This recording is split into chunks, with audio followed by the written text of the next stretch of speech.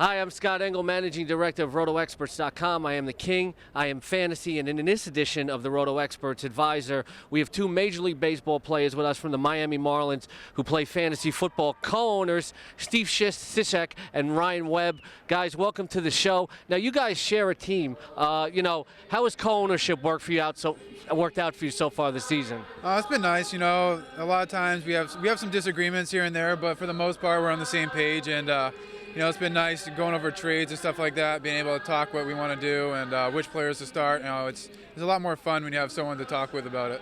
Ryan, Steve tells me that you're the brains behind the operation. Is this true? Is he the owner? You're the GM? Absolutely not. He's making that up. He's in charge of the team. He even turned down a trade on the first week, after the first week, without even coming to me about it, a trade that I probably would have made. Perhaps he can tell you about it.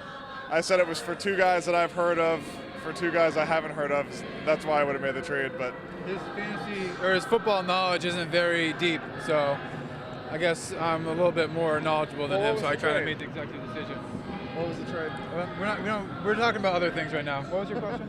All right, so you guys got some lineup questions for the King for Week 3. I'd be glad to help you guys out. Yeah, you want to go ahead and ask? You know what to ask. We have on our bench right now Amendola for wide receiver, and we need to know whether to start him over Jordy Nelson or Demarius Thomas. Well, I don't think you can ever start him over Jordy Nelson. I mean, Jordy's earned that reputation so far. Top wide receiver. They might be without Greg Jennings this week. He could be the number one wide receiver against a very good Seattle secondary, but still, Jordy is going to get his. I like Amendola a lot. But I don't think he's earned quite the right. Thomas has a good matchup. You guys, I think you would start Jordy Nelson, but could you see yourselves being challenged by worried whether to start Thomas or Amendola a lot? Well, Jordy had a great season last year, and I relied on him a lot for my team last year. And Thomas has been great thus far. And Amendola obviously had a huge week, but that's one time, and I'm kind of skeptical on putting him in, our lineup this week, only having one good game.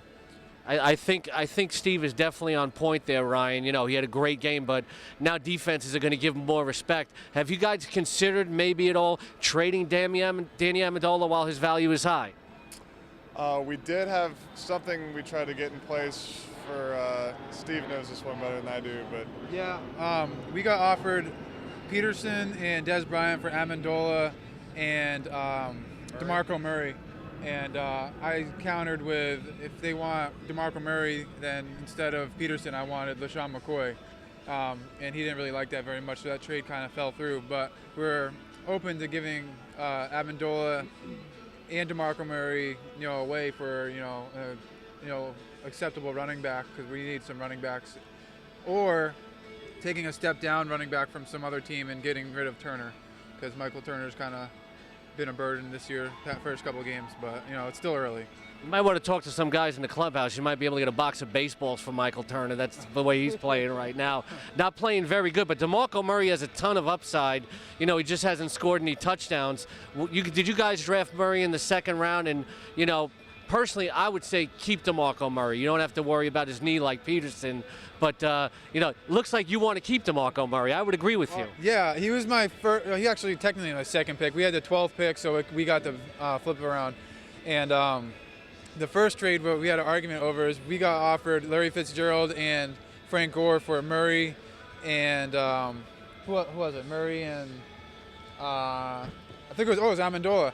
And I said no because I really like Murray, and I don't think Frank Gore will have the type of years he's been producing, in the past. And like you said, DeMarco Murray's got tremendous upside, so I wanted to keep him. I wasn't ready to give him up after 1 week of football. So. Any other lineup questions that you guys are dealing with that maybe I could help you with? Other than that, that was our biggest thing was should we start Amendola?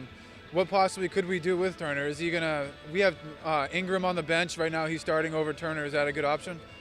Here's what I say about Michael Turner. Whenever guys face their former teams, and you might know about this as professional athletes, that when guys face their former teams, they want to do something. Turner faces the Chargers this week. He scores, and then you trade him. What do you think of that? Sounds good to me. Get rid of him. Sounds like a plan. Good idea. All right, Ryan Webb and Steve Cishek of the Miami Marlins, then out of the Miami Marlins, here on the Roto Experts email advisor, Scott Engel. Guys, thanks a lot for stopping by. Good luck this week. All right, thank you very much.